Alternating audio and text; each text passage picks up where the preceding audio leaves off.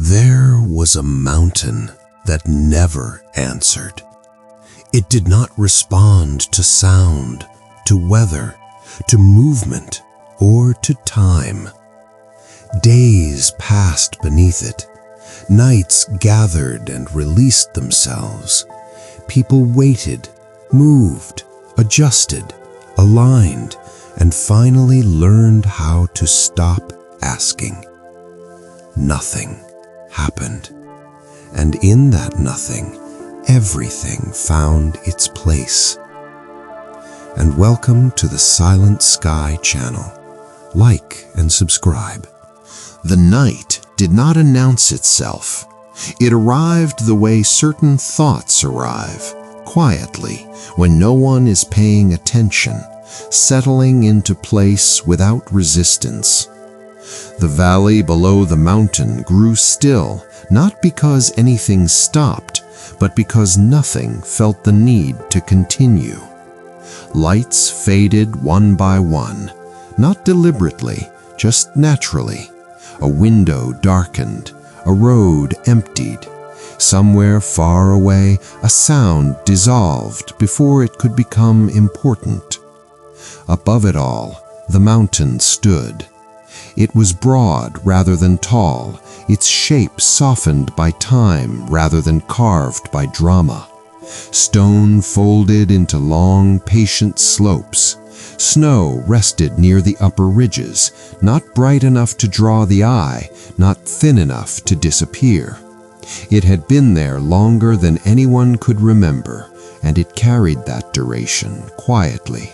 At midnight, the mountain did not change, but the space around it did.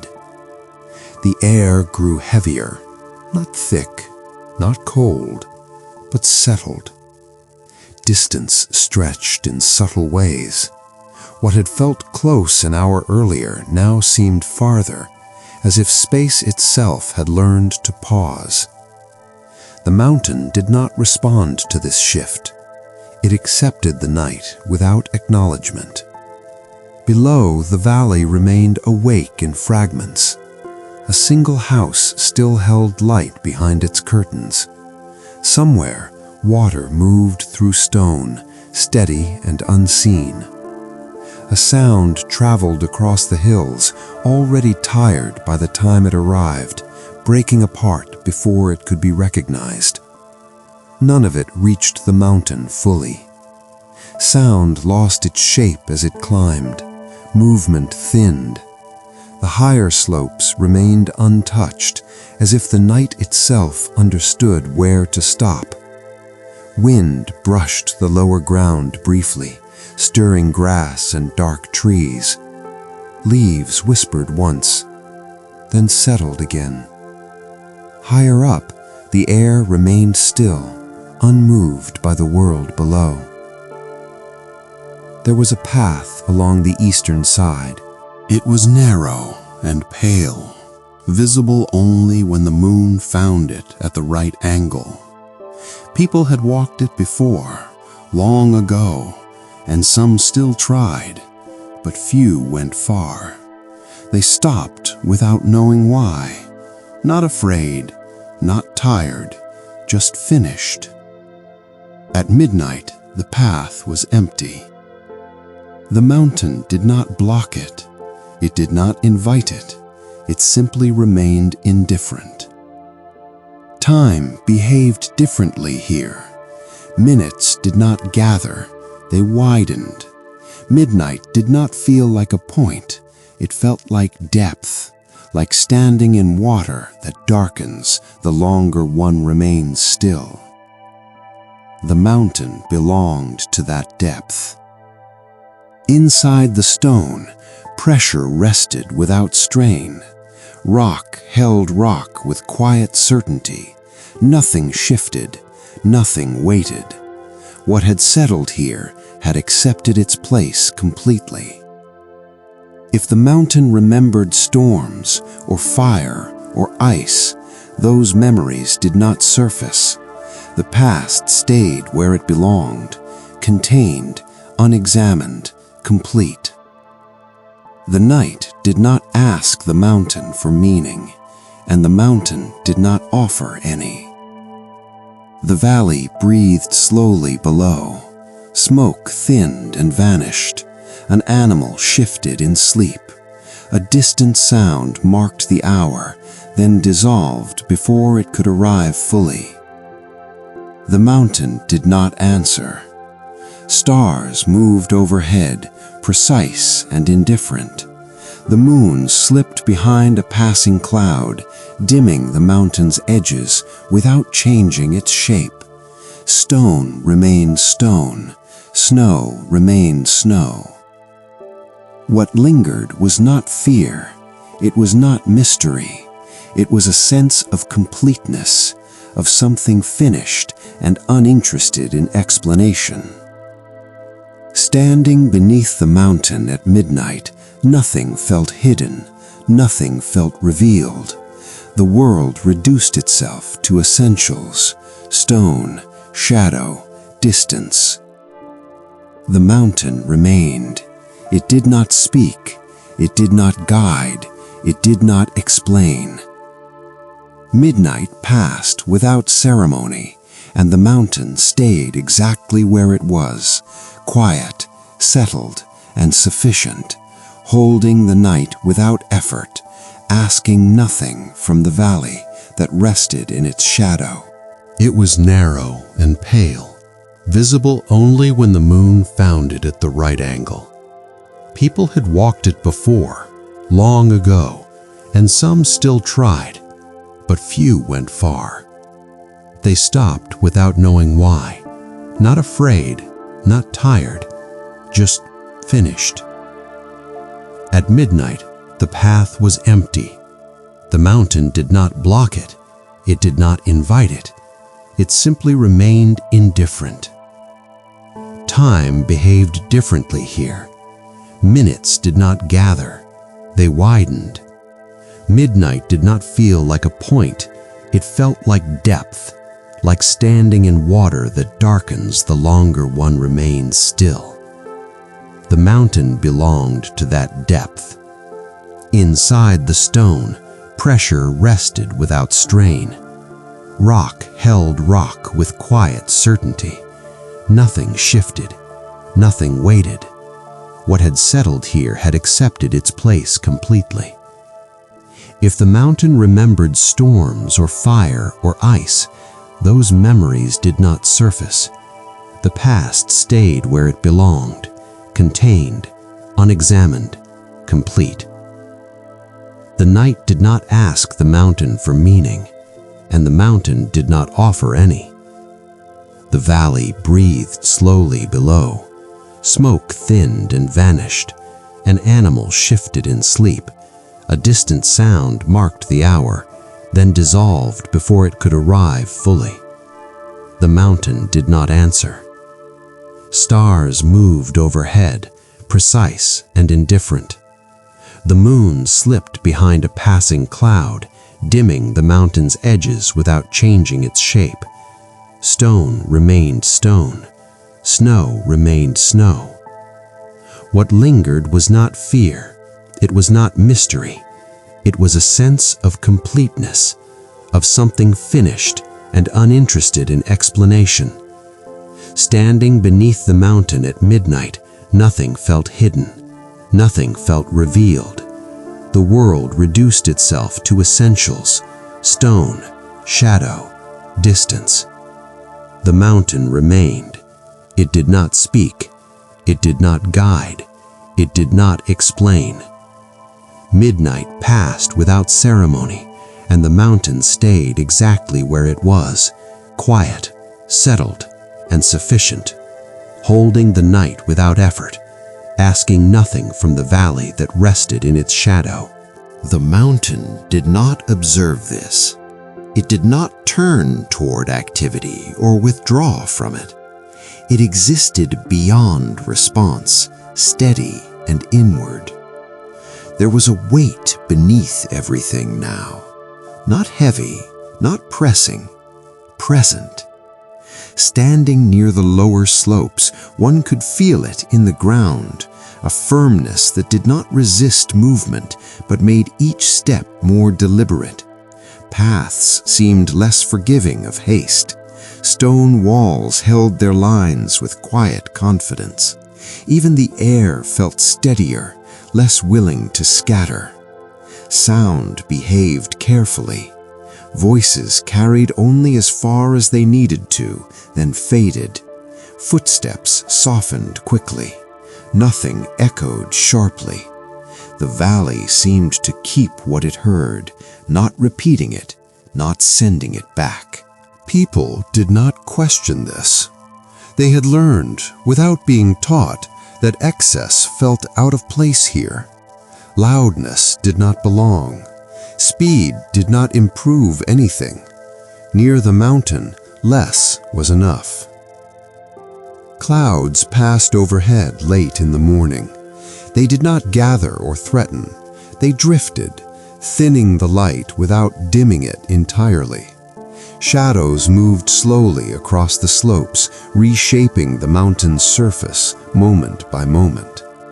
The mountain did not follow these changes. Stone remained stone. Snow remained where it was. The sky left no trace. Inside the mountain, pressure held itself in balance. Rock pressed against rock without urgency. Nothing strained to move. Nothing waited to release. What had settled here had done so completely, accepting its place without argument. This depth could not be seen, only felt. Time behaved differently near it. Minutes passed, but they did not collect in the usual way. They widened, stretched thin, and dissolved into one another. Work continued, but without hurry. Tasks were completed with care, not because they were difficult, but because they felt final. A fence was repaired stone by stone. Each piece was tested, adjusted, then placed. A tool was set down rather than dropped. Hands moved more slowly, guided by something quieter than intention. The mountain did not demand this care. It made care feel natural. By early afternoon, the sky cleared, light steadied, the valley brightened, the river grew more audible, its movement reasserting itself without insistence. Birds moved freely again, their calls unforced, brief. Still, the weight remained, not heavier, not lighter, simply there. A person walking along the lower slope paused. There was no obstacle, no sound, no reason to stop, and yet stopping felt complete, as though moving forward would add nothing. After a moment, they continued on. The mountain did not notice. As evening approached, shadows lengthened unevenly. The mountain's western face darkened first, casting wide shapes across the valley. The eastern ground held the light longer, warming just enough to be felt. This imbalance was familiar. The valley had learned how to live inside it. Thoughts slowed as the day faded. Words shortened. Movement became measured, not restricted. The air cooled. Sound softened again, naturally, without interruption. Night had not arrived yet, but it was already present, waiting at the edges. The mountain stood unchanged, broad, settled, complete, holding its weight without transferring it, allowing the valley below to move, rest, and exist within the quiet boundaries shaped by stone that had never needed to explain itself. The valley listened before it moved. Morning had already taken its place, but nothing rushed to respond. Light rested gently on the ground, steady and pale. The sky remained open, undecided, as if it might still change its mind.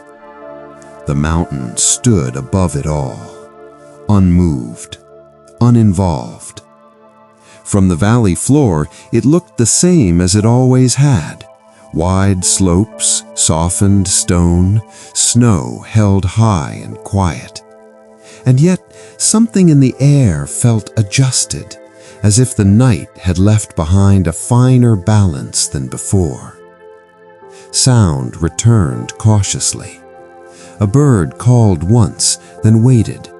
Another answered, not louder, not closer, simply present. The river resumed its steady movement, audible but restrained, its rhythm familiar enough to go unnoticed. The mountain did not respond. It did not echo. It did not amplify. Sound reached it, thinned, and disappeared. People moved through the valley with small, deliberate actions. A gate opened and closed.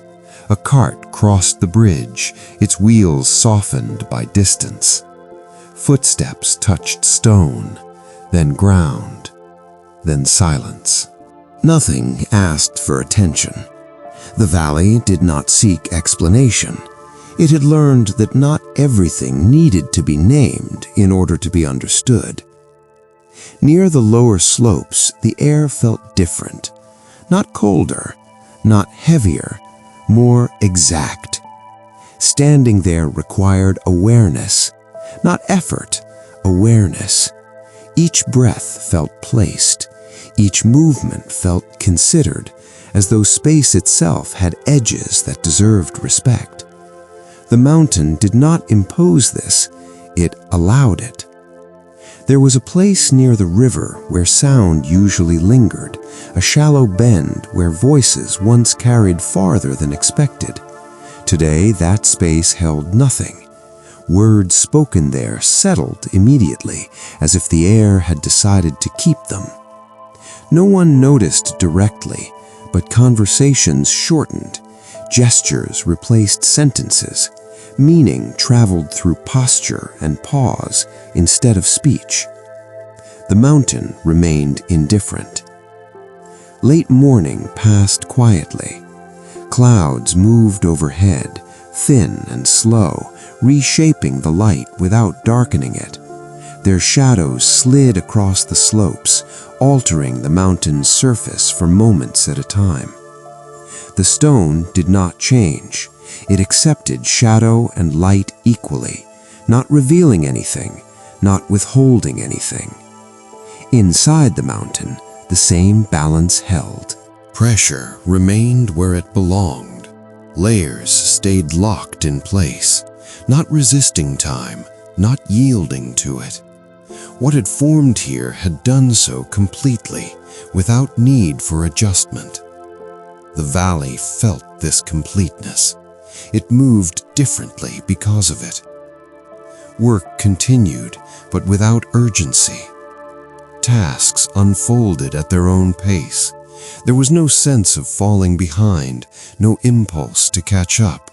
Time moved forward, but it did not pull. At midday, the sun stood higher. Light brightened the fields and rooftops. The river flashed briefly as it turned. The valley warmed just enough to be noticed.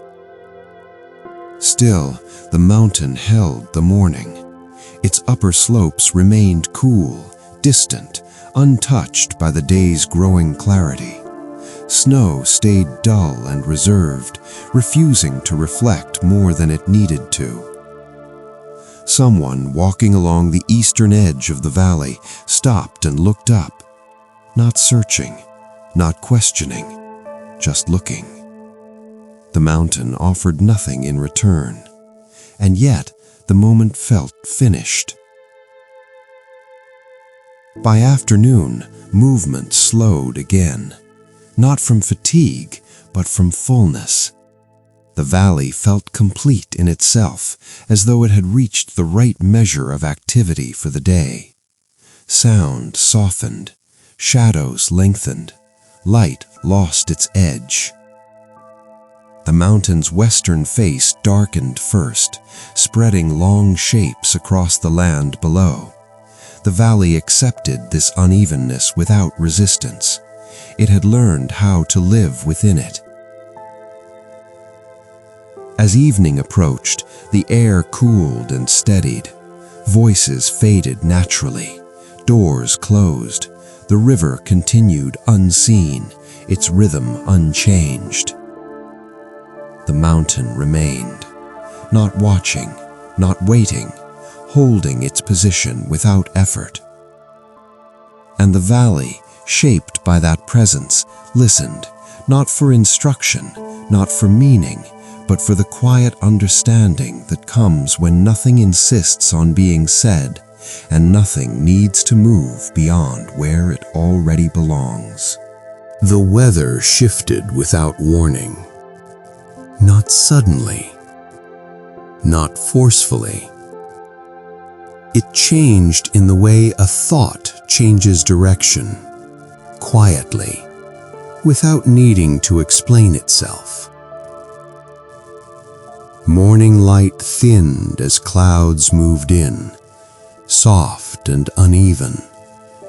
The sky lost its clarity, settling into a pale gray that did not threaten rain, but withheld certainty. The valley noticed the change without reacting to it. The mountain remained unchanged. Its slopes held their shape. Snow stayed where it was. Stone did not brighten or darken more than necessary. The passing sky left no mark. Air moved differently now. Not with direction, but with hesitation. Wind brushed the lower ground in brief passes, stirring grass and branches, then withdrawing before anything could respond. Higher up, the air stayed still, untouched. The mountain did not resist this. It did not guide the weather. It did not accept or reject it. It simply stood. Below, the valley adjusted its pace. Movements slowed slightly. Work continued, but with more pauses. People looked up more often, not searching for signs, but acknowledging change. Sound softened again. Footsteps felt closer. Voices carried less. The space between things thickened, shortening distance without reducing it. By late morning, a fine mist settled near the river. It did not rise. It did not spread far. It hovered close to the ground, blurring edges without hiding them. The water moved beneath it, steady and unseen, its presence felt rather than heard. The mountain rose above the mist, untouched. Its upper slopes remained clear, sharply outlined against the pale sky. Snow reflected what little light broke through the clouds, making the mountain appear separate from the valley below, not distant, but distinct. This separation felt deliberate, though nothing had caused it. Animals responded first. Birds flew lower. Sheep gathered closer. Movement became cautious, not from fear, but from uncertainty. Space felt less reliable, shifting in subtle ways. The mountain did nothing. It did not clarify. It did not warn. It allowed uncertainty to exist. By afternoon, the mist thinned unevenly. Patches of ground appeared, then faded again. Familiar paths lost their consistency. The valley felt temporarily rearranged, as though its usual logic had loosened. People slowed further, not to avoid danger, but to remain present. Each step was placed more carefully. Each action felt deliberate, chosen rather than assumed. The mountain remained steady. Stone held its balance. Snow stayed dull and unmoving. Forests along the lower slopes showed no sign of disturbance. Late in the day, the clouds thickened again. Light faded earlier than expected, not because the sun had set, but because the sky had closed. Lamps were lit sooner, doors closed earlier. The valley accepted this without resistance. The mountain's outline softened slightly as cloud layers overlapped it, blurring edges without concealing form. It appeared neither closer nor farther, only less defined. Rain fell briefly. Not enough to soak, not enough to matter. Then it stopped. Wind returned in short, uncertain bursts, never lasting long enough to establish direction. Leaves stirred, then settled. Nothing followed through. The mountain did not intervene. It did not restore balance or correct the day's uncertainty. It allowed the disorder to exist without response. This passivity carried weight, not oppressive, undeniable. As night approached, the weather began to withdraw. Clouds thinned slowly, pulling back without hurry. The sky reopened in uneven sections, revealing stars that felt newly placed rather than returned. The air cooled and steadied. The valley relaxed.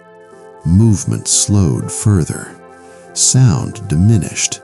The sense of disorientation faded, replaced by a familiar quiet.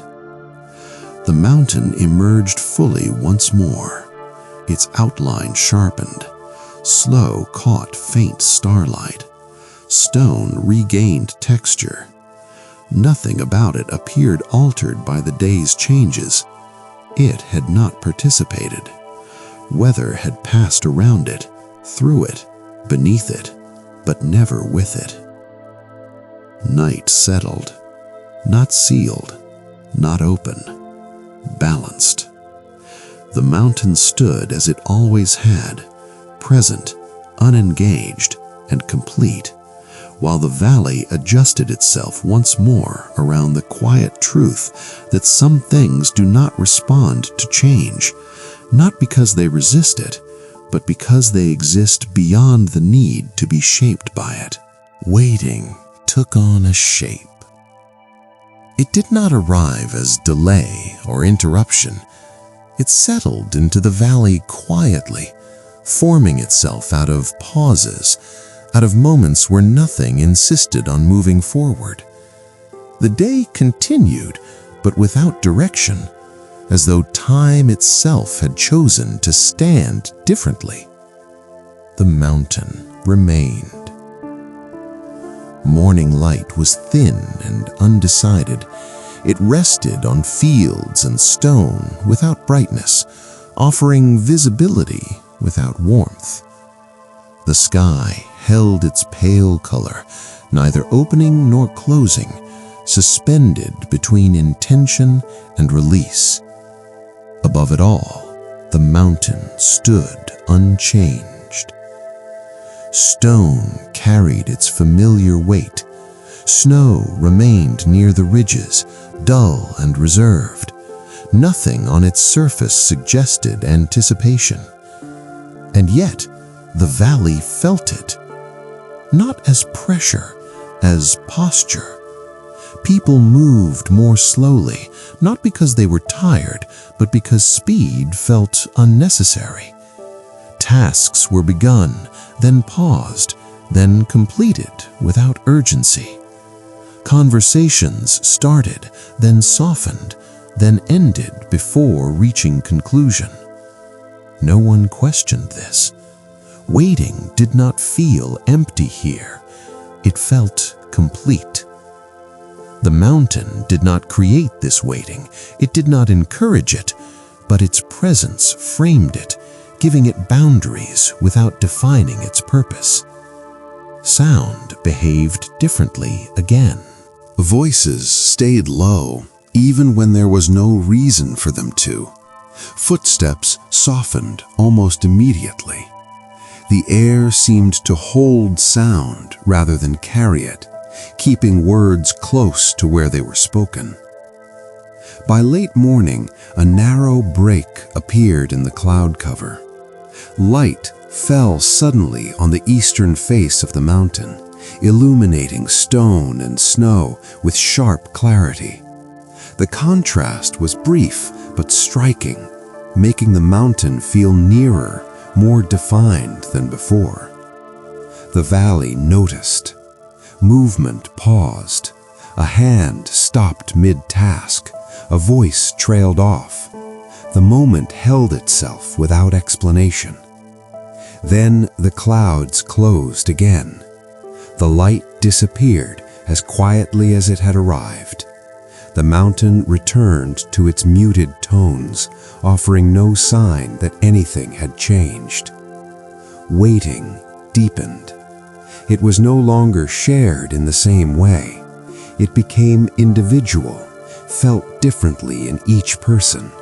Some experienced it as a soft tightening behind the ribs, others as a loosening of thought, a drifting away from intention. The mountain did not clarify. It did not promise release or resolution. It did not suggest that waiting would end or that it even needed to. Afternoon stretched sideways. Time did not advance so much as it widened. Tasks were completed, but they did not move the day forward. The valley occupied the hours rather than progressing through them. Wind touched the lower ground briefly, then retreated. Trees responded with a shallow rustle, then grew still again. Higher up, nothing moved. The mountain remained untouched.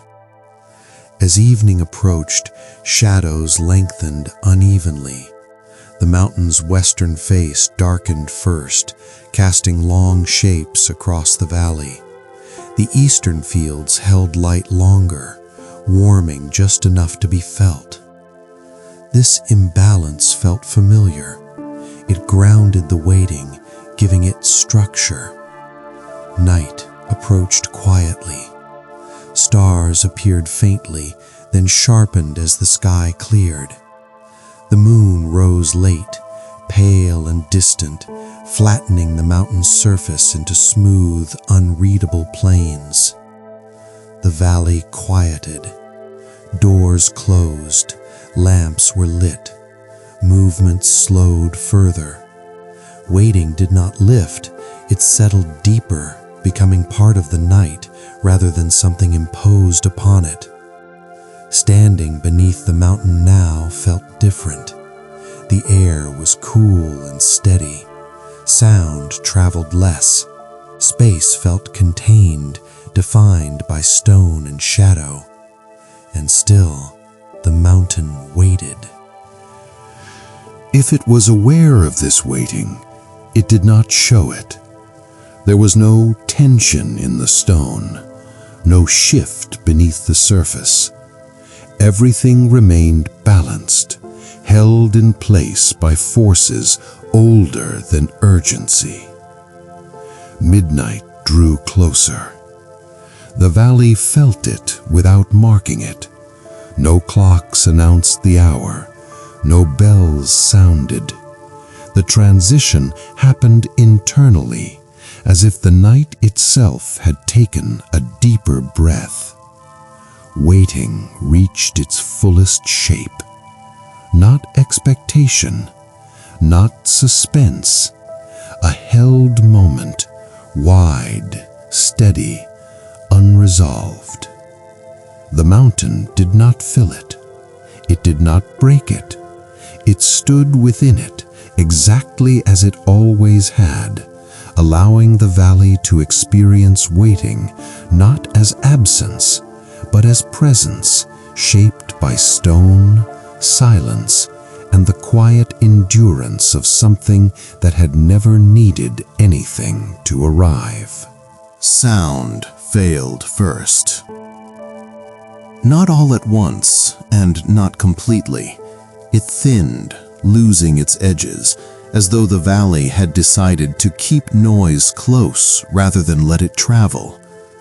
Morning arrived with light, but without its usual clarity. The sky remained open, yet muted, holding color without contrast. The mountain stood unchanged. Its outline was sharp against the pale sky. Snow rested where it always had. Stone held its shape without response. Nothing about it suggested disturbance. High on the eastern slope, something shifted. Not dramatically, not violently. A small fragment of stone loosened under its own weight. It slid briefly, then fell, striking rock once before disappearing into the descent below. The sound should have carried. It should have echoed across the valley, sharp and unmistakable, announcing itself as mountains often do. It did not. By the time the sound reached the valley floor, it had already softened into something unremarkable. Some heard it without recognizing it. Others did not hear it at all. No one looked up. The mountain did not react.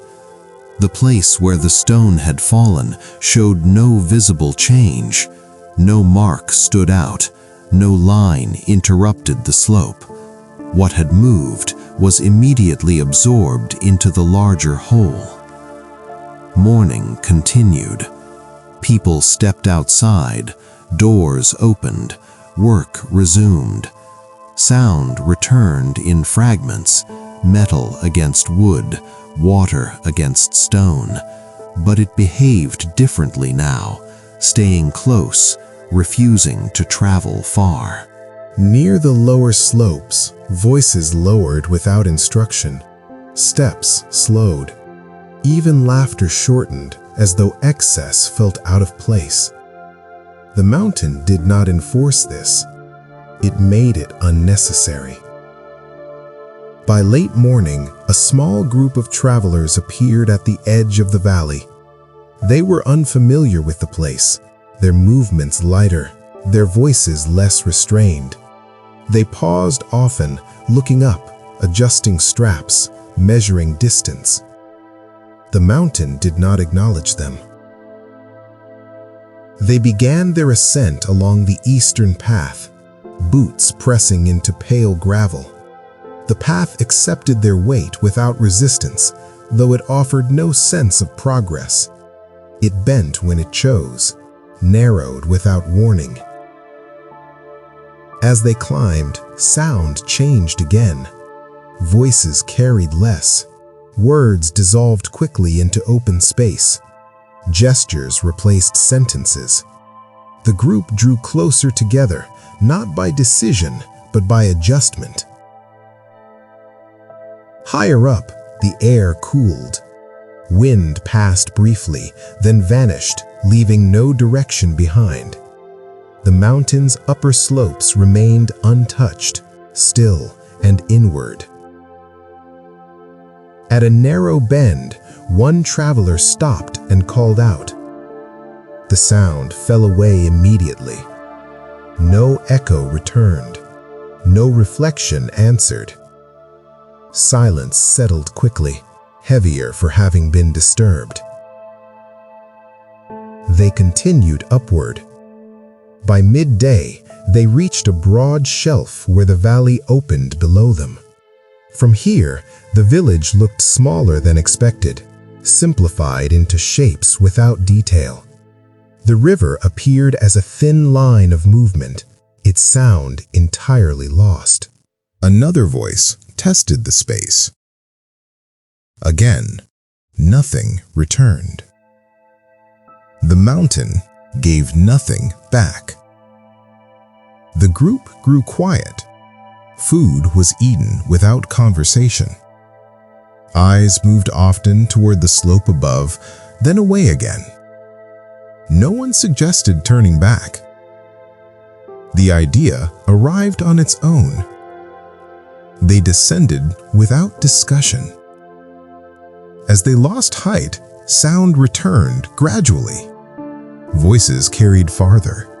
Footsteps regained rhythm. The valley's familiar acoustics reasserted themselves without explanation. The mountain did not mark the transition. By late afternoon, the travelers passed through the valley and disappeared along the road. Their presence faded quickly, leaving no trace beyond disturbed gravel that soon settled. Evening approached. Light softened. Shadows lengthened. The mountain's western face darkened first, spreading calm across the land below. The valley accepted this familiar shift without resistance. Night returned quietly. Stars appeared, precise and distant. The moon rose thin and pale, revealing form without emphasis. The mountain's outline sharpened against the dark. Sound diminished naturally. A door closed somewhere. Water moved unseen. A final voice faded before reaching open space. The mountain remained sealed. Not closed in refusal, closed in completeness. No echoes returned. No calls were answered. And the mountain stood as it always had, unmoved by what the world offered it, allowing sound, movement, and intention to pass without reply.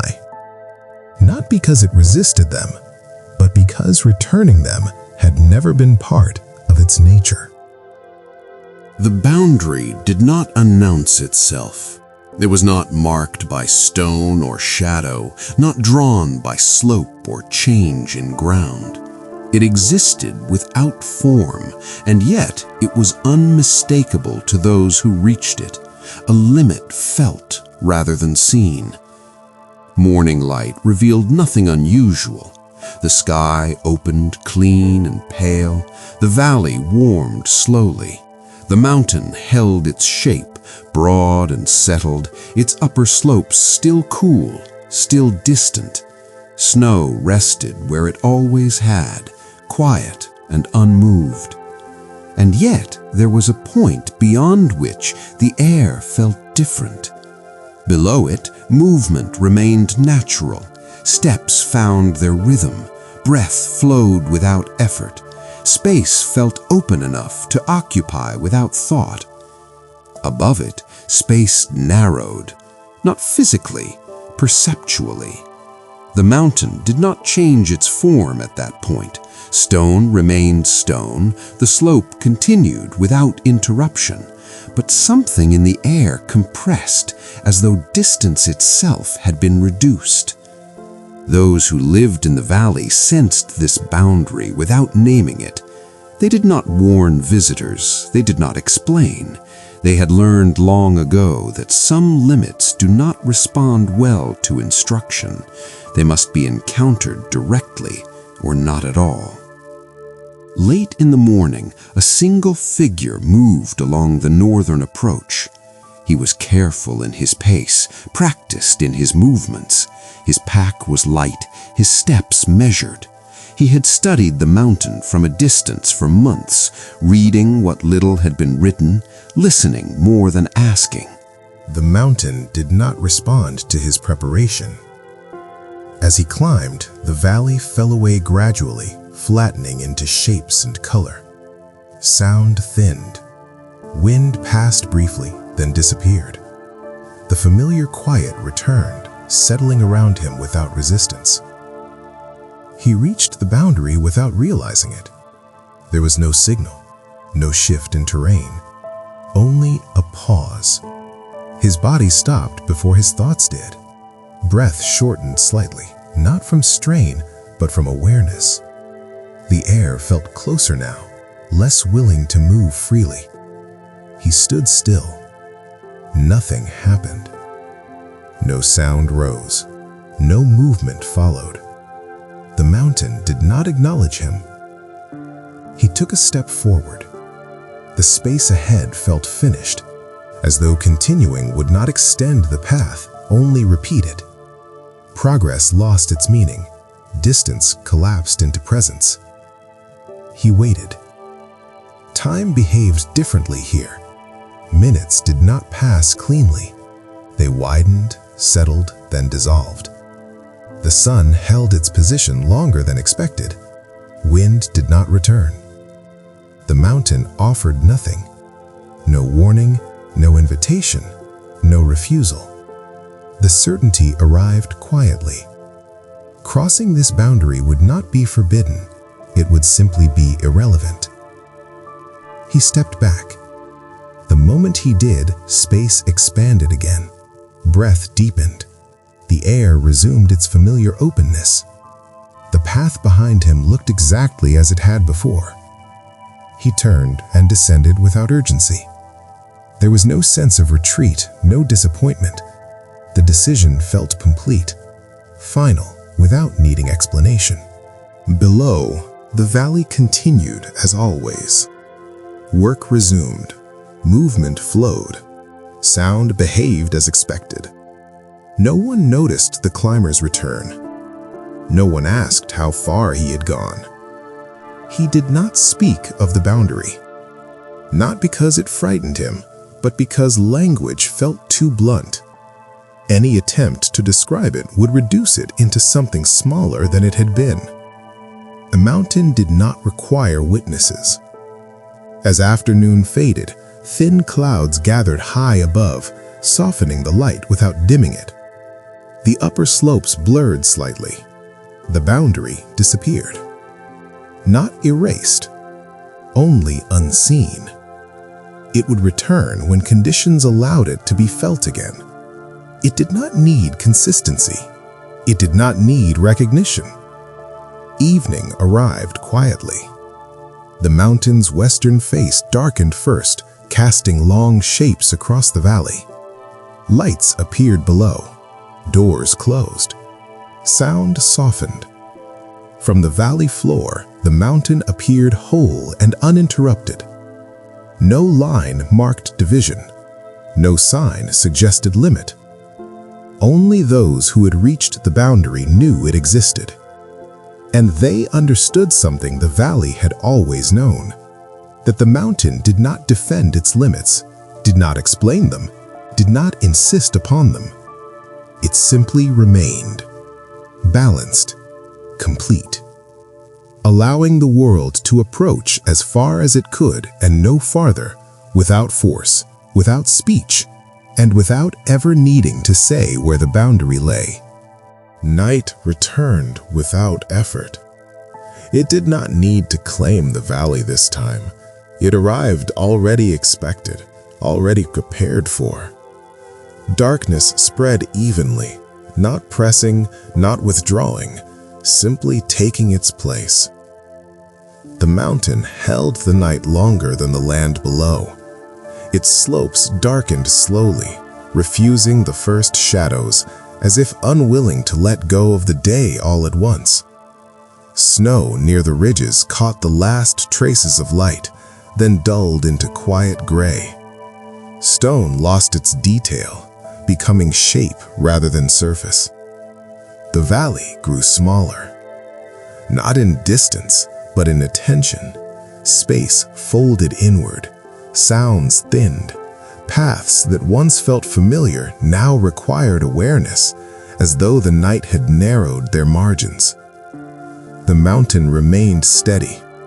Stars appeared early, sharp and precise. They did not flicker. They held their positions without urgency. The moon rose later, pale and distant, revealing only what it needed to. The valley adjusted again. Doors closed sooner. Lamps were lit more carefully. Movement slowed before fatigue could demand it. Even thought seemed to lower its voice, settling into shorter, quieter forms. The mountain did not guide this. It framed it. Standing near the lower slopes now felt different.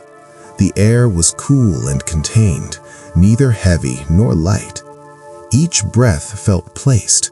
Each pause felt intentional. Higher up, beyond where paths usually ended, the air thinned noticeably. Not from altitude, from allowance. Space itself felt limited there, unwilling to stretch beyond what was necessary. Nothing moved. No wind passed. No sound reached far enough to return. The mountain did not guard this stillness. It did not need to. Night deepened. The valley did not wait for anything. There was no sense of anticipation, no feeling that something should occur. The darkness felt complete as it was, needing no event to justify it. A light remained on in one house near the river. Someone sat awake without purpose, not reading, not thinking, just present. After a while, the light went out, not because sleep arrived, but because wakefulness felt finished. The mountain did not notice. Silence grew denser, but not heavier. It layered itself gently, sound upon silentness, until even the river seemed to move without announcing itself. Midnight passed unnoticed. No clock marked it, no change acknowledged it. The hours slipped through the valley like a held breath, released quietly. The mountain did not respond. Stars continued their slow movement overhead. Cloud crossed the moon briefly, softening the mountain's outline without altering its presence. In the deepest part of the night, the mountain felt closest. Not threatening, not intimate, unavoidable. Everything in the valley existed in relation to it now. Paths, distance, even stillness. The mountain did not impose itself, but it defined scale simply by remaining where it was. The night accepted this. It settled fully into its shape, allowing nothing excessive, nothing unresolved. The valley rested within these limits without discomfort, as though grateful for the clarity. Toward the edge of dawn, still distant, still withheld, the night began to loosen. Not end, loosen. The mountain remained unchanged. It did not release the night, it did not hold it back. It stood as it always had, quiet, sufficient, and complete, while darkness did what it had come to do, leaving behind a calm that did not need to be explained, only inhabited. Morning returned without erasing the night. Light entered the valley carefully, settling into place rather than spreading. It touched the fields and rooftops first, pale and restrained, as if aware of what had passed through during the dark hours. The mountain remained unchanged.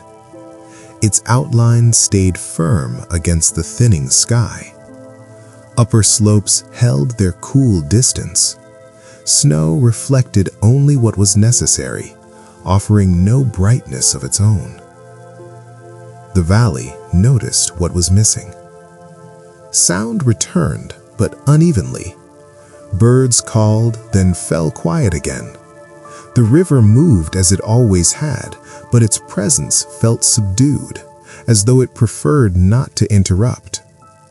Voices rose briefly, then lowered without instruction. Nothing felt wrong. Something felt edited. The mountain did not impose this restraint. It allowed it. People moved through the morning with quiet attention. Tasks were completed with fewer words. Gestures replaced explanations. Even familiar greetings ended sooner than expected, as if meaning had learned how to travel without length. A low cloud formed near the lower slopes. It hovered where forest gave way to exposed stone, neither rising nor dissolving. It softened the transition without concealing it, leaving both sides visible but incomplete. The cloud remained for hours. Wind did not disturb it. Light did not thin it. It existed in steady agreement with the mountain behind it. The valley accepted this without comment. By late morning, the sky cleared fully. Light strengthened. Sound returned gradually. The river regained its rhythm. Movement became more fluid. Still, something did not return. The urge to fill space. Conversations continued, but they were lighter, shorter. People said what was needed and no more.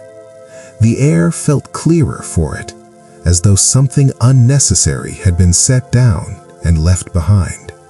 The mountain stood as it always had. If it noticed the change, it did not show it. Stone held its balance. Snow remained dull and reserved. Forests stirred briefly when wind passed through them, then settled again. By afternoon, the valley felt steadier, not restored, adjusted. Movement flowed without effort. Sound behaved naturally. Time resumed its familiar shape, moving forward without pulling. Someone paused near the river, listening. Not for anything specific, just listening. The mountain did not respond. Evening arrived quietly. Shadows lengthened unevenly. The mountain's western face darkened first, casting wide shapes across the land below. Lights appeared one by one. Doors closed. The familiar rhythm returned. Night followed without resistance. Stars emerged softly. The moon traced a higher path than before, its light thinner, less deliberate. Clouds passed without lingering. Silence no longer demanded attention. It existed alongside sound without conflict. Midnight passed unnoticed again. The mountain did not close further. It did not open. It simply remained. What stayed behind from the night before was not mystery, not tension, but a shared understanding that some things become clearer when less is said, when space is allowed to remain empty, and when meaning is permitted to exist without being named.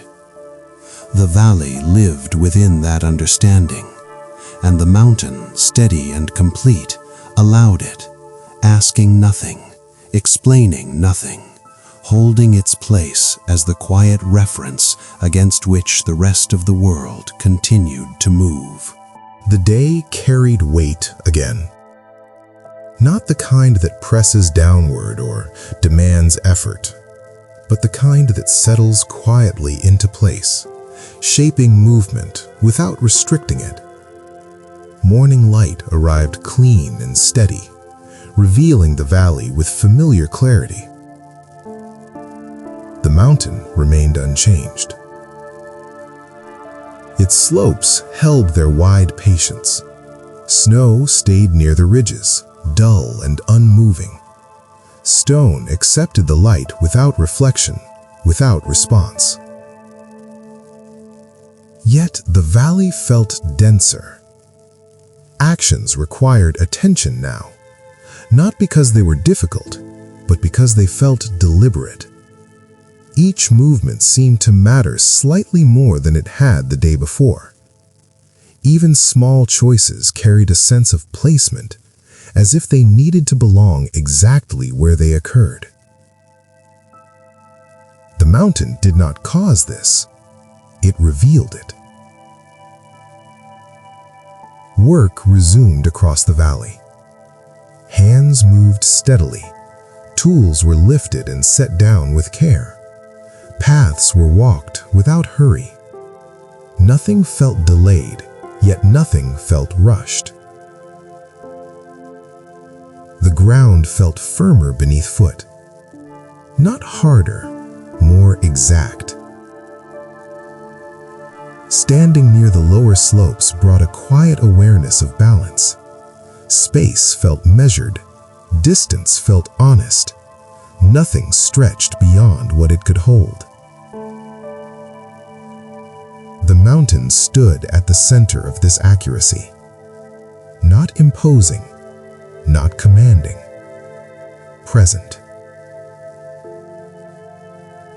By late morning, clouds gathered far off, thin and distant. They altered the sky without approaching, softening the light while leaving the air clear. The valley noticed, then returned its attention to what was already in motion. The mountain did not acknowledge the clouds.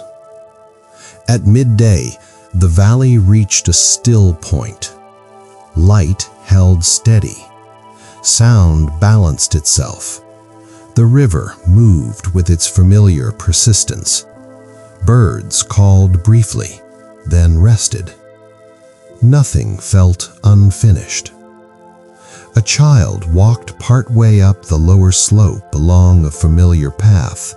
He had climbed it many times before, never intending to go far. Today, he stopped sooner than usual. There was no visible reason. The path continued. The air remained clear, but something ahead felt complete, as though continuing would add nothing to the moment. He sat on a stone and waited, not bored, not uncertain, just present. After a while, he stood and turned back. The mountain did not notice.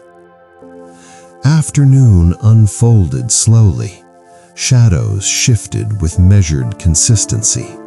The mountain's western face darkened first, as it always did, sending long shapes across the valley.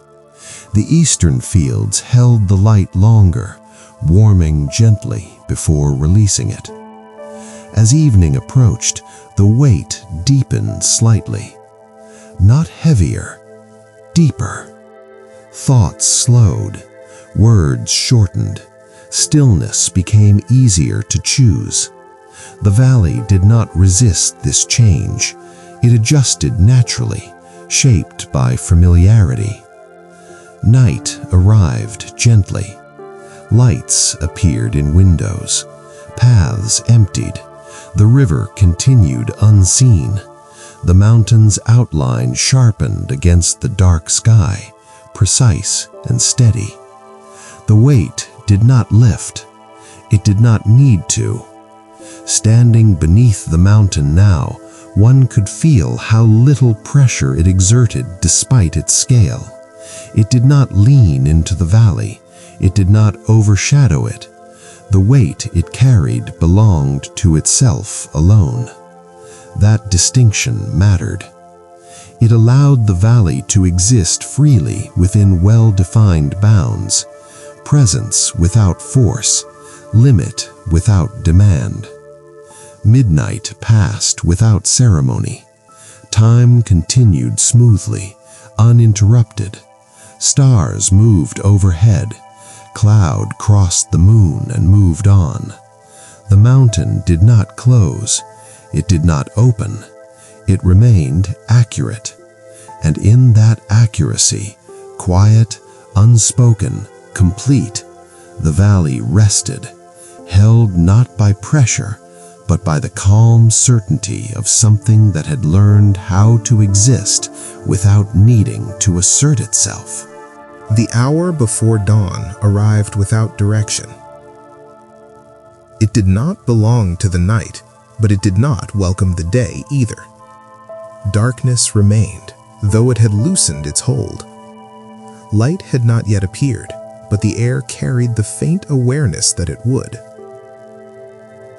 The mountain held this hour quietly. Its outline was still firm against the sky, unchanged by the thinning dark. Snow near the ridges remained dull and distant. Stone kept its shape, uninterested in transition.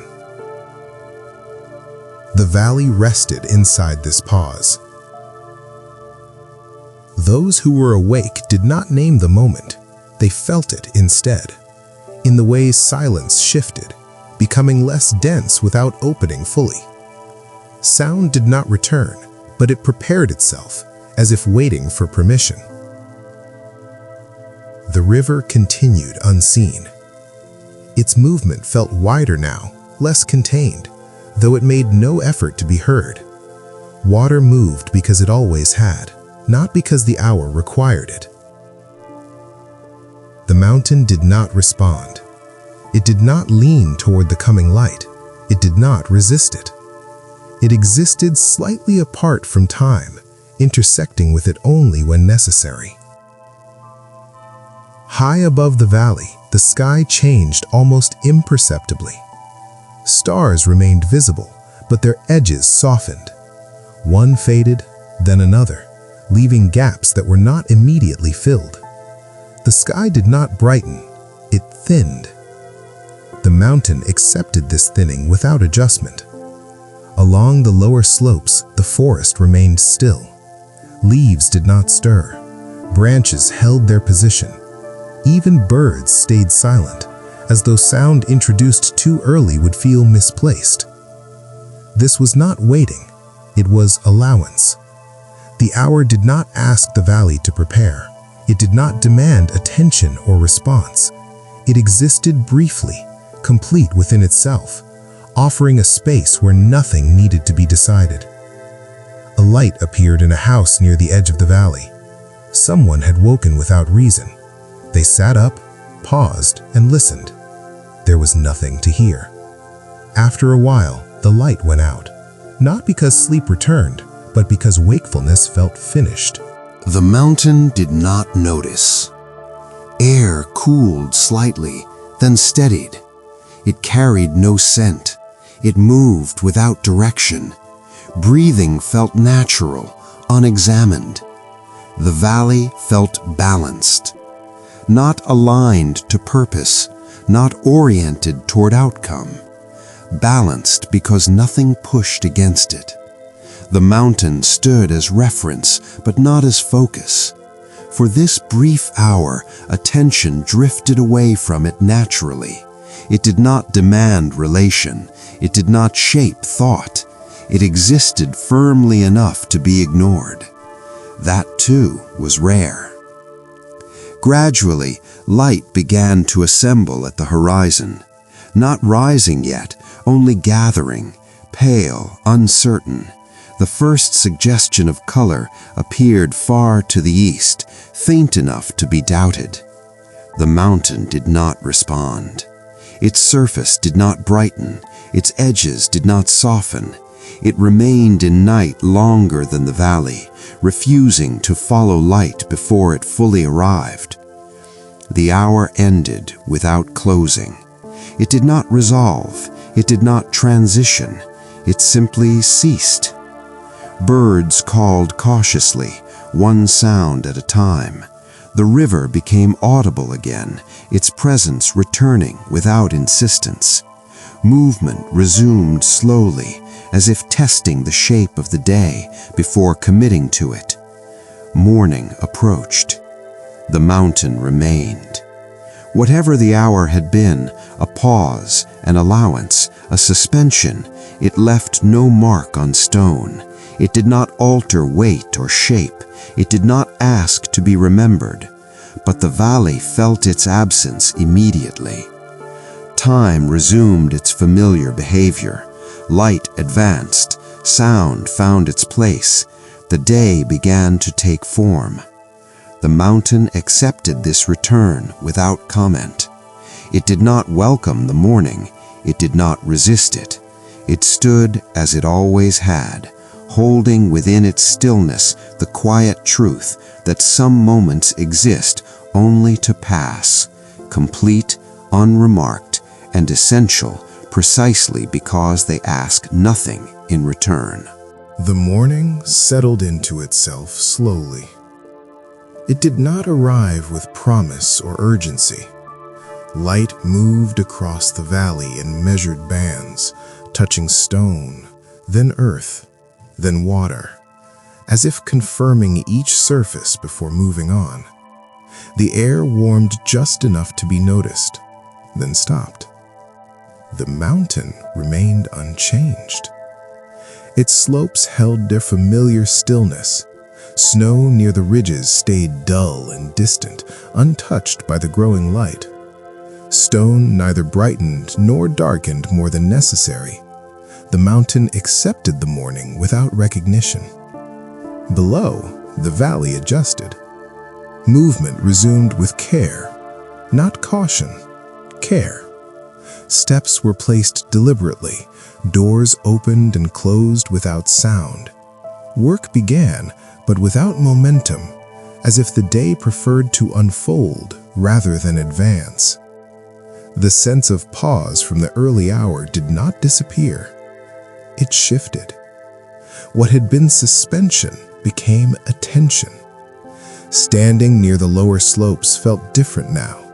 Space felt clearer, but not wider. Distance seemed honest, stripped of exaggeration. Nothing invited haste. Nothing resisted it either. Sound returned gradually. Water became audible first, then footsteps, then brief exchanges of speech.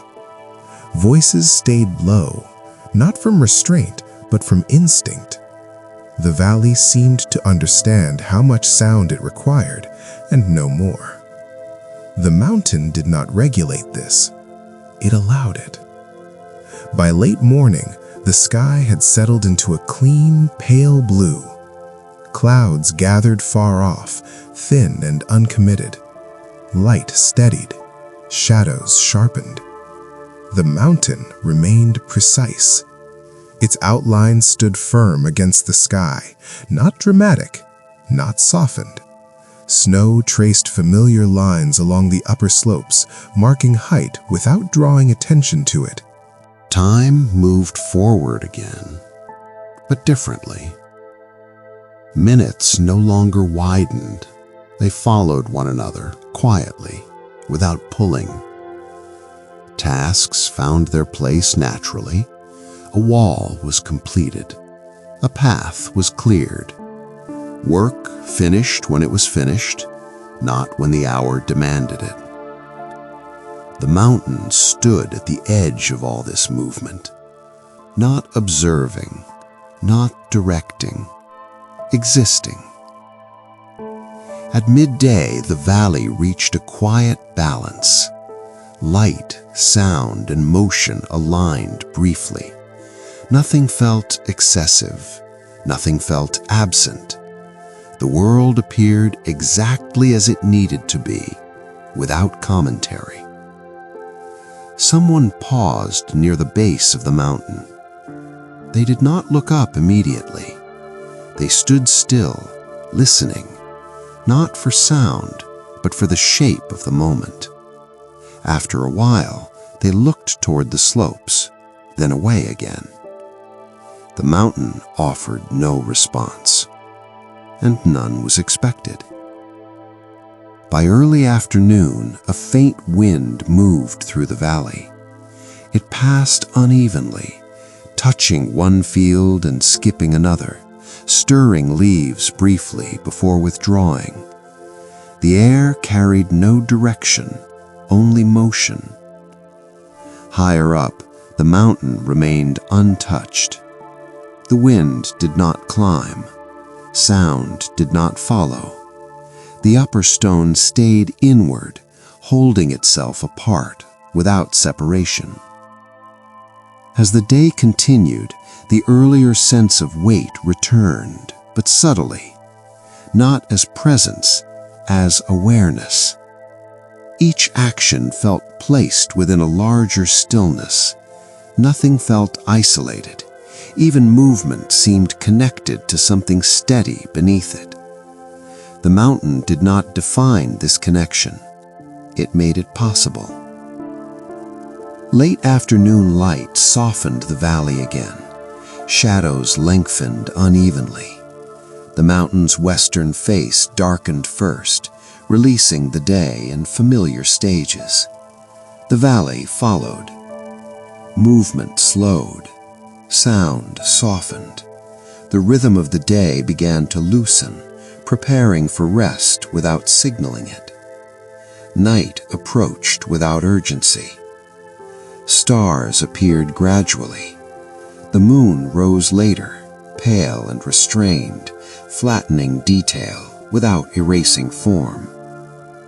The mountain's outline sharpened once more against the dark. What had shifted during the day did not resolve into meaning. It did not need to. The valley rested inside a quiet understanding that balance was not something to be reached or maintained, but something that occurred naturally when nothing insisted on being more than it was.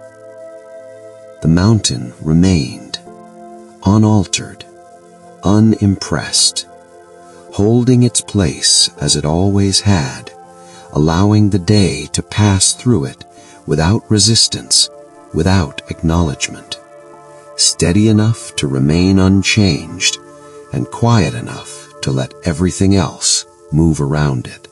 The valley awoke with restraint. Not reluctance, not fatigue, restraint. Morning arrived clear and cool, but movement followed more slowly than usual, as if the land itself were choosing precision over ease. Light spread evenly, touching everything without favor. The mountain stood unchanged. Its slopes remained broad and settled. Snow traced familiar edges near the ridges, dull and reserved. Stone held its shape without reply, indifferent to the day's careful beginning. Something in the air felt narrower, not confined, defined. Distance behaved differently now. A walk that once felt casual required attention. Paths seemed more deliberate, less forgiving of distraction. Even standing still carried a sense of placement, as though space itself had decided where things belonged. The mountain did not enforce this. It allowed it to be felt. Sound followed new rules. Voices stayed close to their source. Footsteps softened quickly.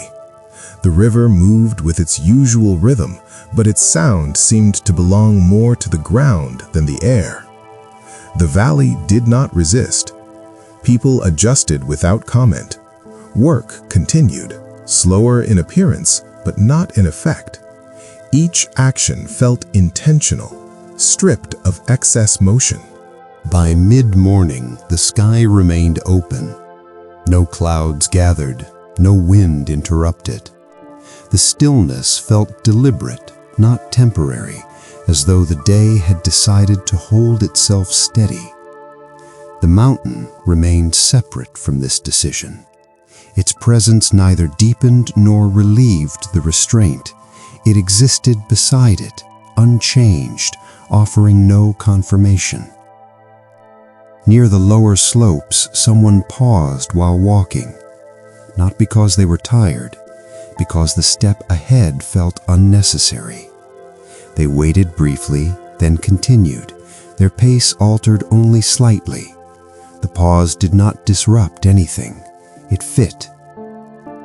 Inside the mountain, the same balance held. Pressure rested where it always had. Rock pressed against rock without urgency. Nothing shifted, nothing strained.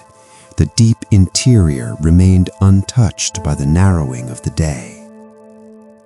At noon, light sharpened, shadows shortened, stone walls revealed their texture. The valley felt exposed, not vulnerable, but clear. There was less room for distraction, less tolerance for unnecessary movement. The mountain accepted the clarity without response. It did not reflect it. It did not absorb it. It simply remained. Afternoon unfolded without expansion. Time moved forward but did not widen. Hours passed cleanly, one after another, leaving little behind them. Tasks ended when they were complete.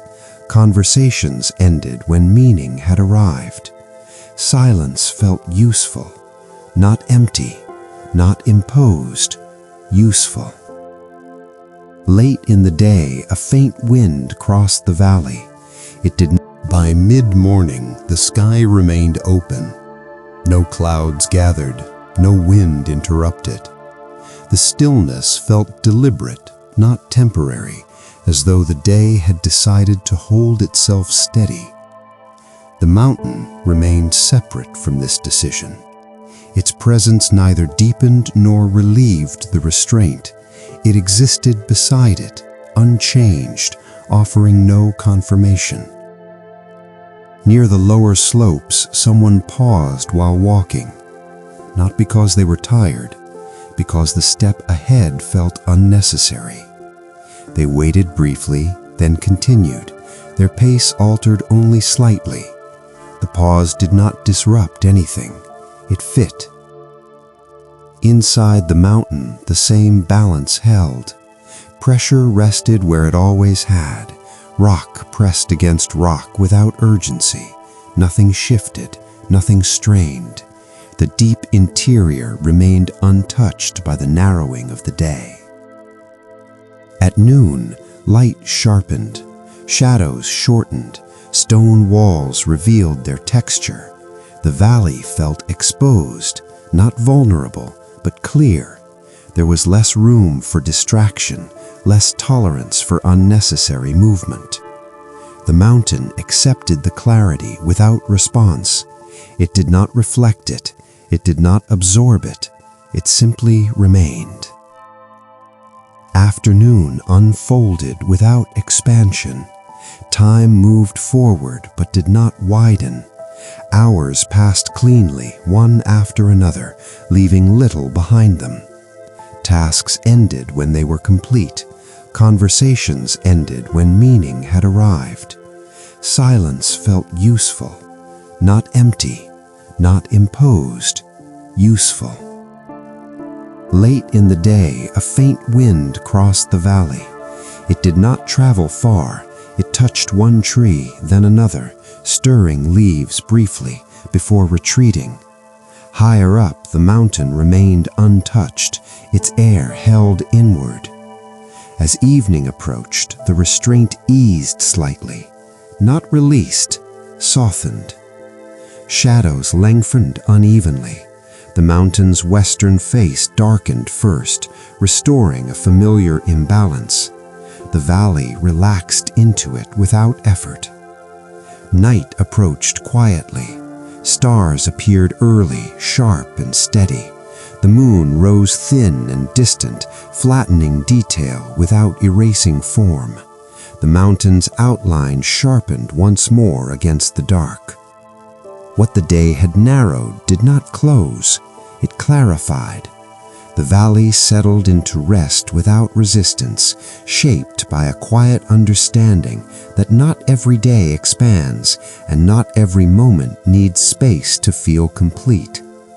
The mountain remained, unchanged, unengaged, holding its position as it always had, allowing the world beneath it to tighten, loosen, and find its measure, while it stood steady enough to make that measure possible without ever needing to claim it.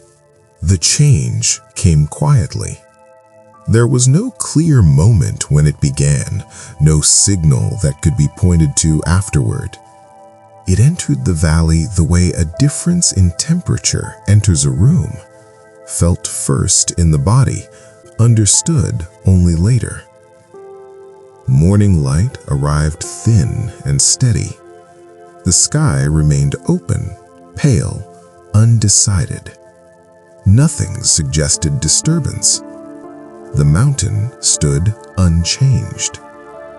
Its slopes held their familiar breadth. Snow near the ridges remained dull, unresponsive. Stone carried its weight inward, unaffected by the day's subtle shift. And yet, something no longer aligned the way it had before. The valley sensed it. Not as unease, as recalibration. Movement continued, but with slight adjustments. A step landed more carefully. A hand hesitated before completing a task. These pauses did not interrupt the day, they reshaped it. Sound followed suit. Voices rose, then lowered. Words arrived more slowly, as if choosing their place before being spoken.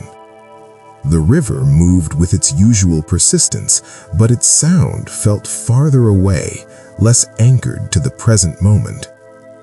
The mountain did not respond. It did not correct the imbalance. It did not deepen it.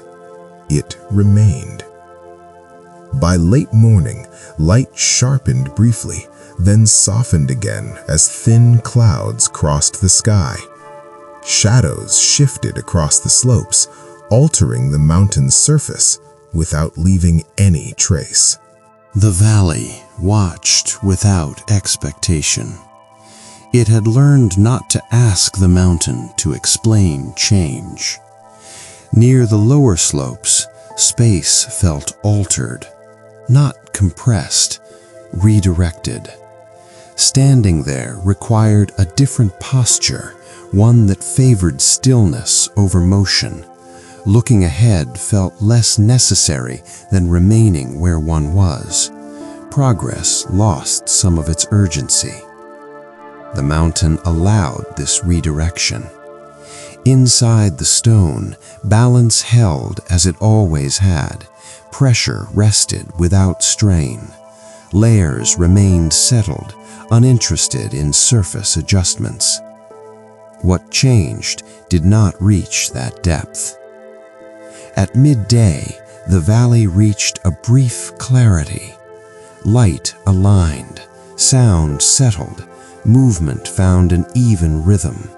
For a moment, everything appeared exact, placed correctly within itself. Then the clarity passed, not broken, released.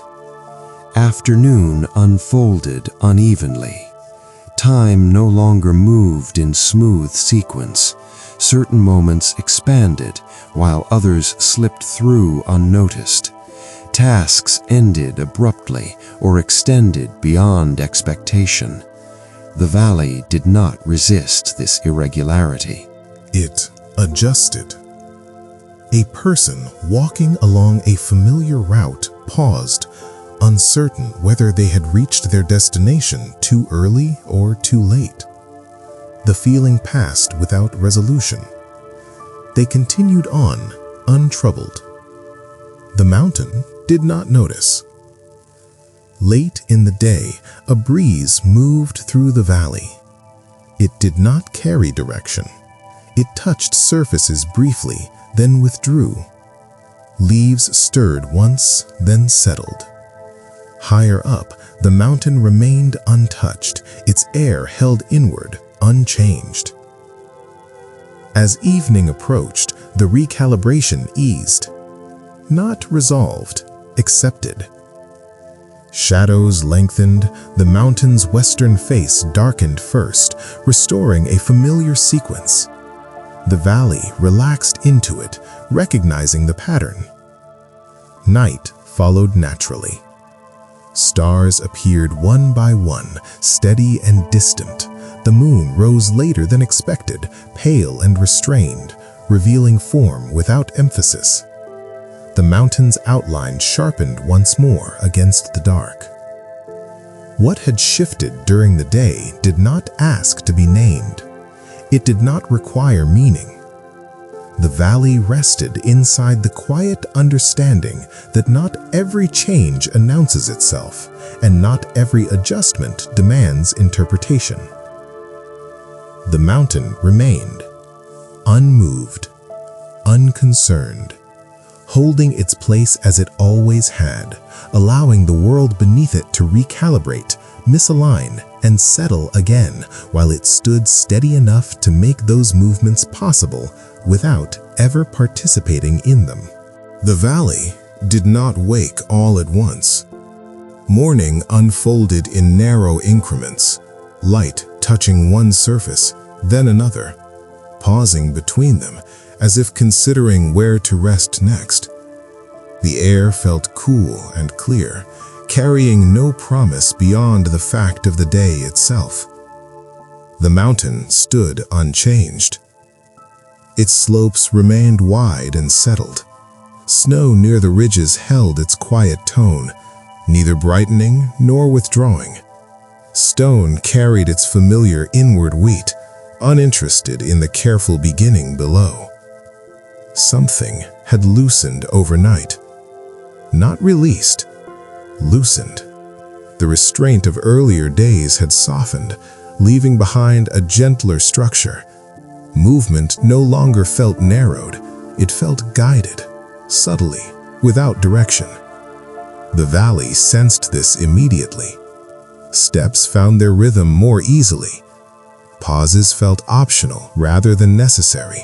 Space widened just enough to allow choice without inviting excess. Sound followed.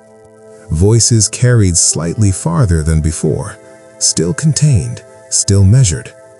The river's presence felt clearer, its movement audible without insisting on attention. Even silence felt lighter, less layered. The mountain did not shape this change.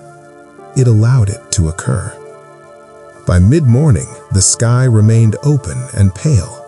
Clouds gathered far away, thin and undecided, altering nothing. Light steadied, shadows softened. Near the lower slopes, standing felt less exacting. Breath moved freely, posture relaxed.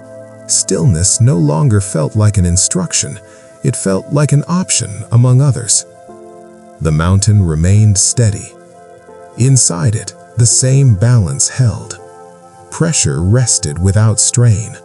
Layers stayed fixed, unaffected by the loosening above. Which shifted belonged only to the surface world. At noon, the valley moved with quiet confidence. Work progressed without interruption. Tasks reached completion naturally, without stretching or stopping short. Conversations lingered slightly longer, then ended without force. Nothing felt unresolved. A person walking near the base of the mountain slowed, then stopped. Not because the step ahead felt wrong, because stopping felt right. They stood briefly, listening, not for sound, but for the shape of the moment. When they moved again, the decision felt unremarkable, complete. The mountain did not notice. Afternoon light warmed the valley gently. Shadows shortened, then began their slow extension. The mountain's surface revealed texture briefly, then softened again as the sun shifted. The loosening continued. Time flowed more smoothly now. Hours connected instead of widening. The day felt coherent, not compressed, not scattered. The valley rested inside this coherence, without comment. Late in the day, a breeze crossed the lower ground. It moved evenly, touching grass, then stone, then water, without retreating immediately. Leaves responded with a quiet rustle that lasted longer than it had before. Higher up, the mountain remained untouched. The breeze did not climb. Sound did not follow. The upper stone held itself inward, unchanged. As evening approached, the valley slowed again, but without tightening. Movement eased, voices softened. The familiar imbalance returned as the mountain's western face darkened first, casting long shapes across the land below. The valley accepted this sequence easily. Night arrived without ceremony. Stars appeared calmly, steady and precise. The moon rose thin and distant, flattening detail without removing it. The mountain's outline sharpened once more against the dark sky. What had loosened did not drift away. It settled. The valley rested inside a quiet understanding that balance does not always arrive through restraint, that sometimes it emerges through release measured carefully enough to remain intact. The mountain remained, unaltered, unimpressed, holding its position as it always had, allowing the world beneath it to loosen, realign, and move forward gently, while it stood steady enough to give that movement meaning without ever needing to follow it. The day opened without emphasis. Light arrived clean and even, settling across the valley with no particular focus. The sky held a calm blue, unbroken, offering nothing that needed interpretation. The mountain stood unchanged. Its slopes remained broad and settled. Snow near the ridges kept its quiet tone, untouched by the clarity above. Stone held its inward weight, indifferent to the ease of the morning. Something felt lighter, not loosened, lifted. The valley noticed it gradually. Movement required less thought. Steps found their place without hesitation.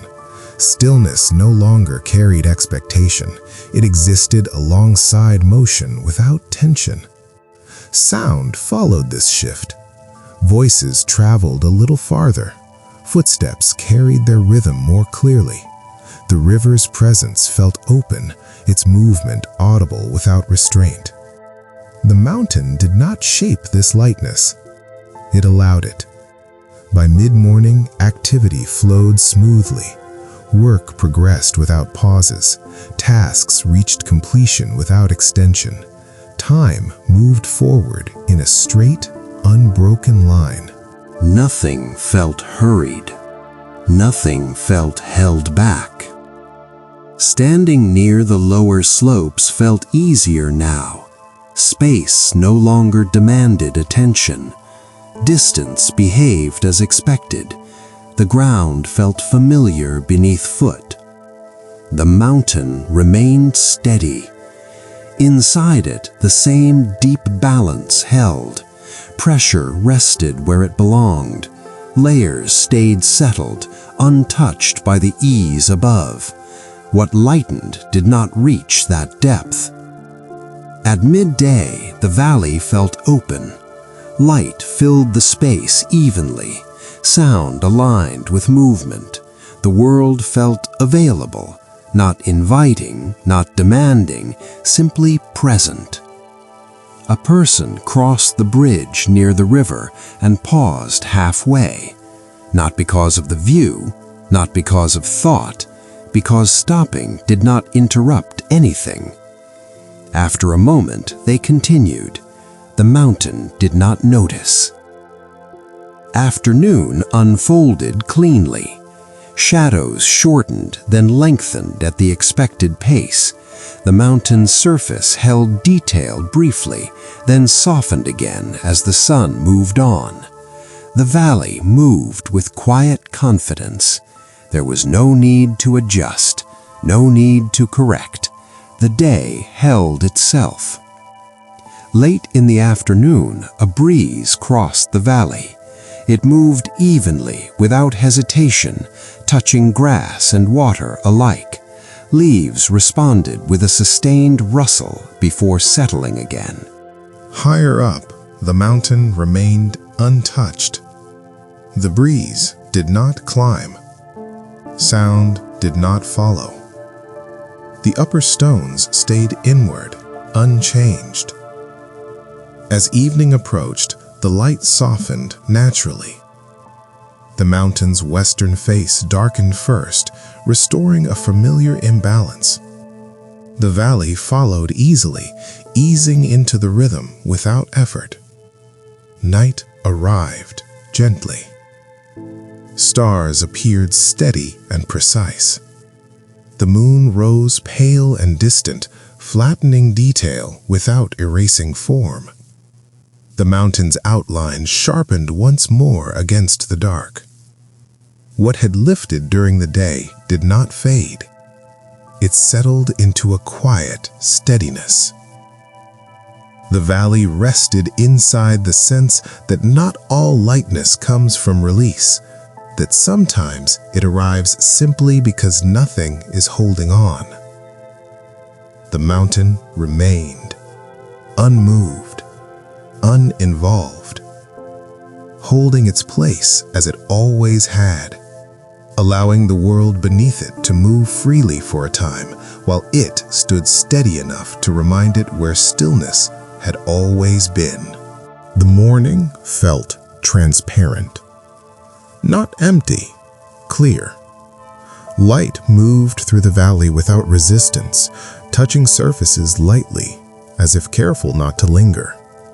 The sky held its color without depth, offering presence without weight. The mountain stood unchanged. Its slopes remained broad and patient. Snow near the ridges held its muted tone. Stone carried its inward balance, indifferent to the clarity passing over it. Something subtle had shifted again. Not lifted, not loosened, aligned. The valley sensed it in the way movement resumed without adjustment. Steps found their rhythm immediately. Hands reached for tools without pause. Stillness and motion shared the same space without tension.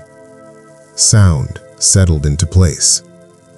Voices carried naturally, neither restrained nor extended.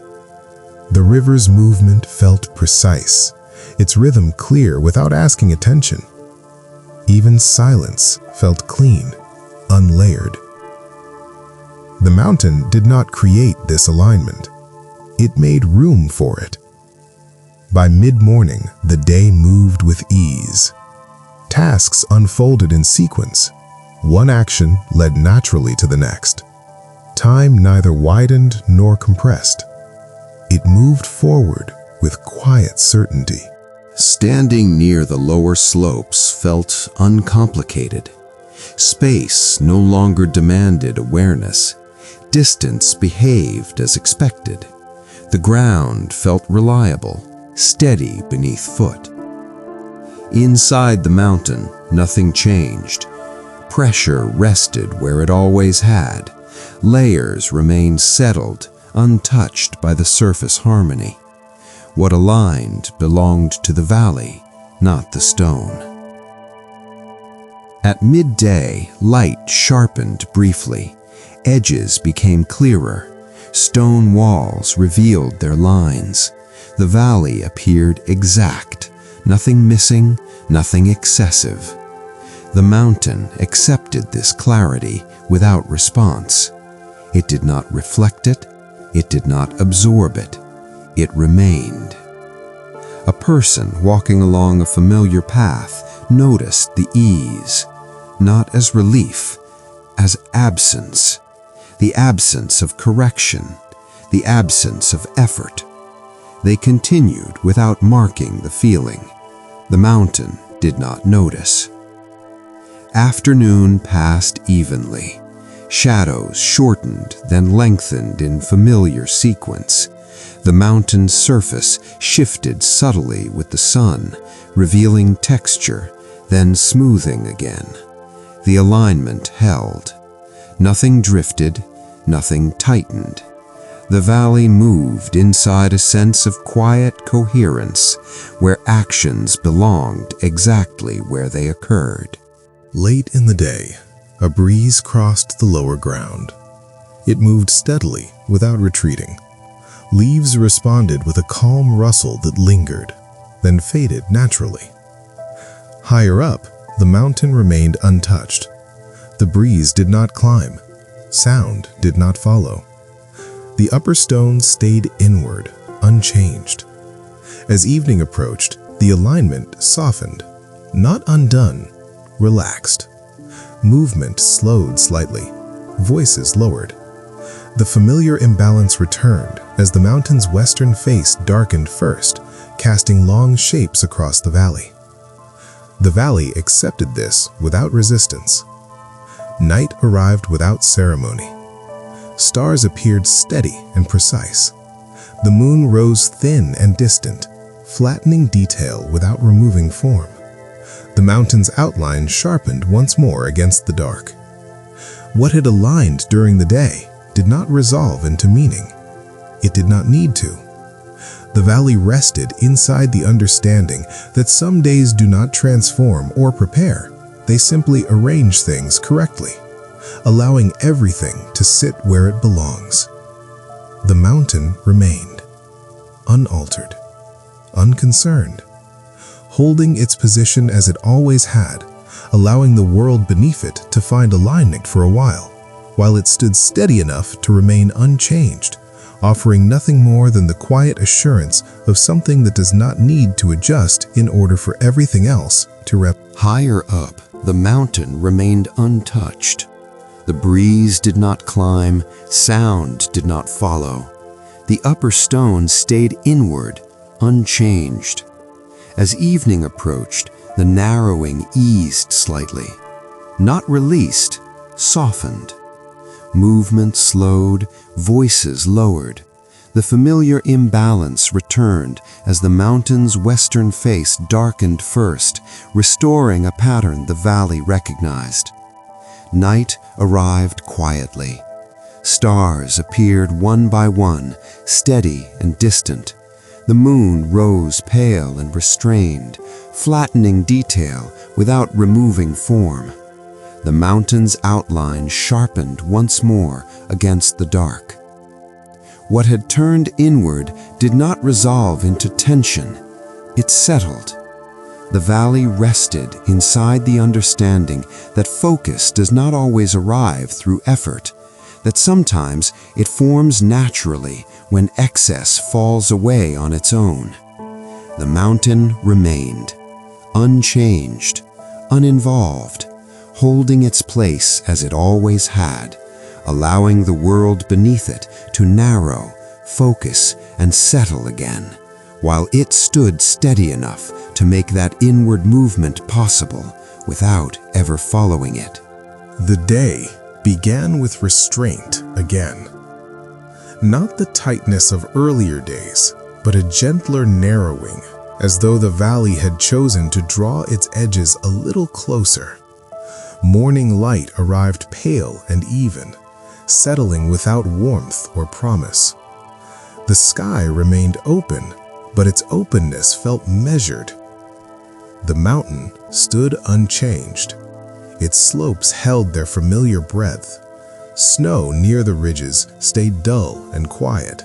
Stone carried its inward balance, uninterested in the valley's subtle contraction.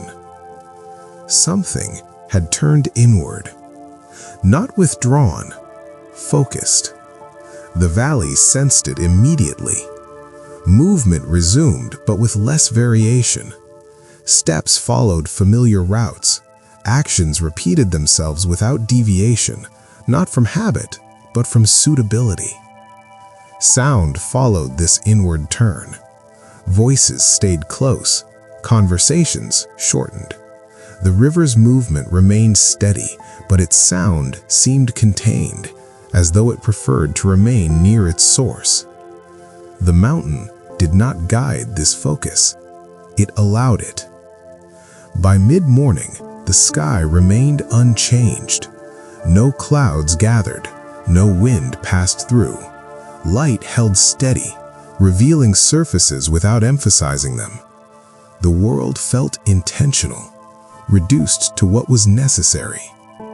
Standing near the lower slopes required attention again, not because space resisted movement, but because it asked for accuracy. Each step felt placed, each pause felt complete. Progress mattered less than position. The mountain remained steady. Inside it, balance held as always. Pressure rested where it belonged. Layers stayed settled, unaffected by the narrowing above. Wood focus did not reach that depth. At midday, the valley felt contained. Not closed, contained. Time moved forward without widening. Hours followed one another cleanly, leaving little behind them. Tasks ended where they should. Conversations ended when meaning arrived. Silence felt appropriate. Not imposed, not heavy, appropriate. A person walking along the edge of the forest stopped briefly. Not uncertain, attentive. They stood, listening, not for sound, but for alignment. When they moved again, the choice felt exact, neither early nor late. The mountain did not notice. Afternoon passed without expansion. Shadows shortened, then lengthened predictably. The mountain's surface shifted with the sun, revealing texture briefly, then smoothing again. The inward focus remained. Nothing drifted, nothing loosened. Late in the day, a breeze crossed the valley. It moved lightly, touching grass and water without stirring much else.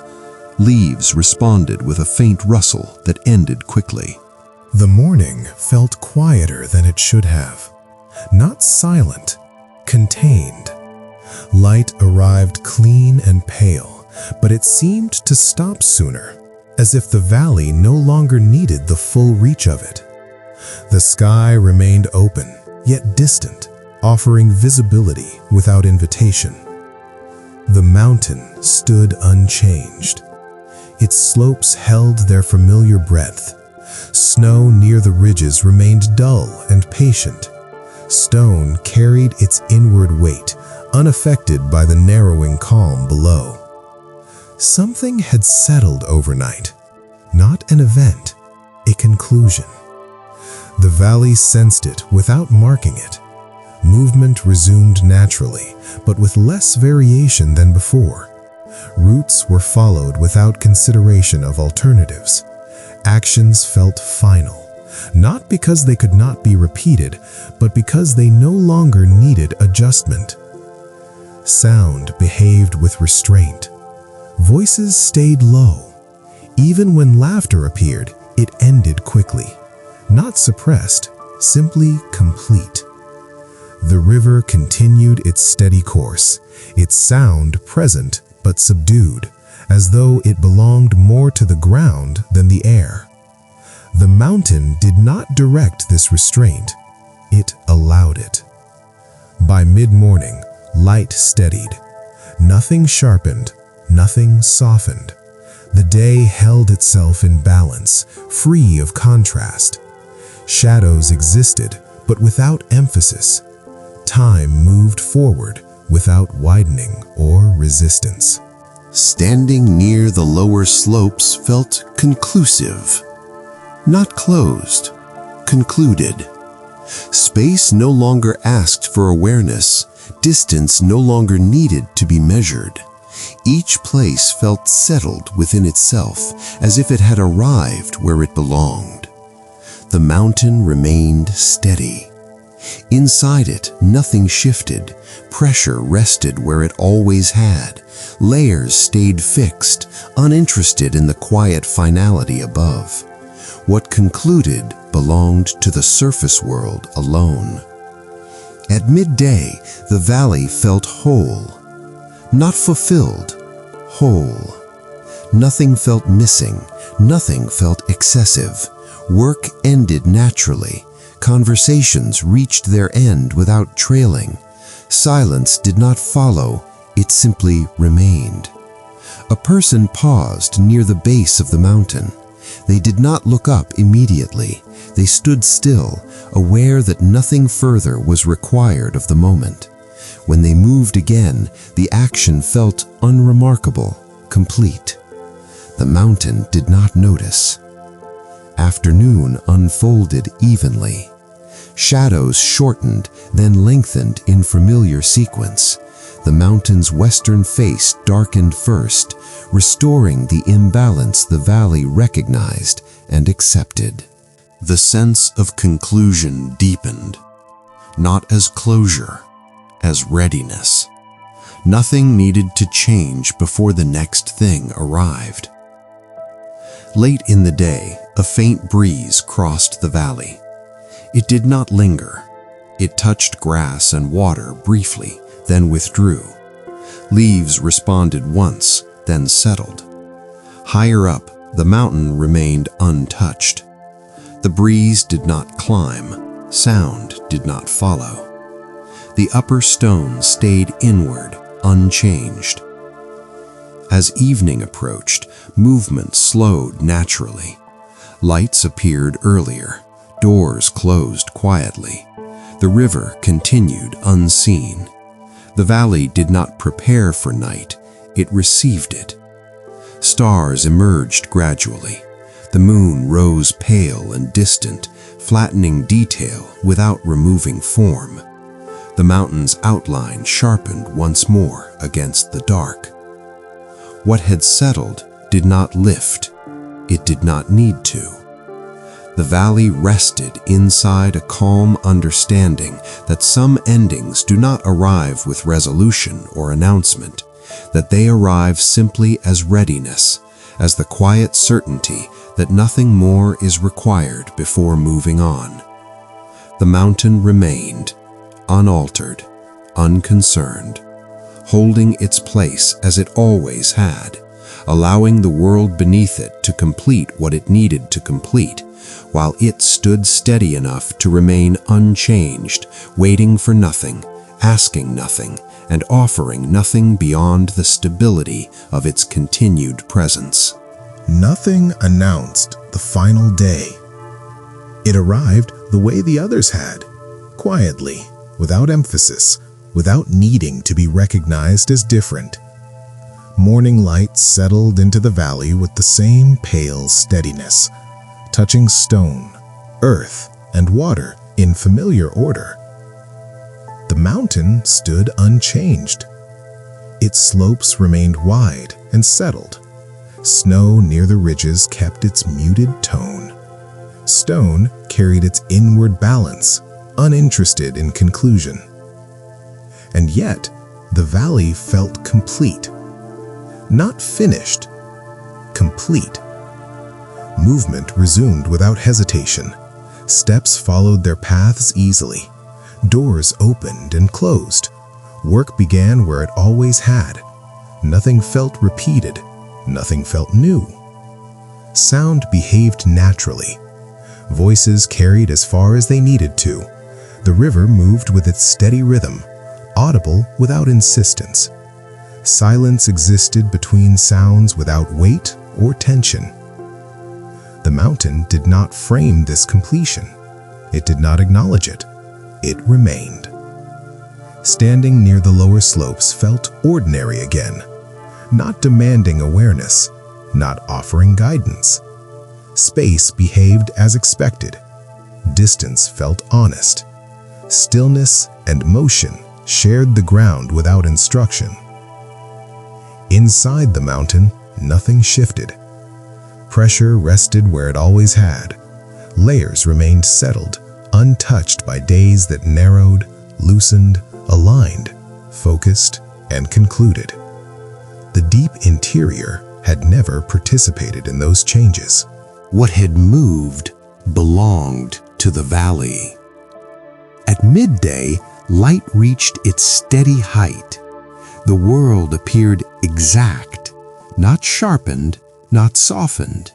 Things were simply where they were. A wall stood finished. A path remained clear. A task ended when it ended. Nothing asked for continuation. A person stood briefly at the edge of the valley and looked toward the mountain. Not with expectation, not with curiosity, just looking. The mountain offered nothing in return, and nothing was needed. Afternoon unfolded quietly. Shadows moved as they always had. The mountain's western face darkened first, restoring the familiar imbalance. The valley accepted it without thought. Late in the day, a breeze crossed the lower ground. It moved evenly, touching grass, stone, and water without pause. Leaves responded with a soft rustle that lingered, then faded. Higher up, the mountain remained untouched. The breeze did not climb. Sound did not follow.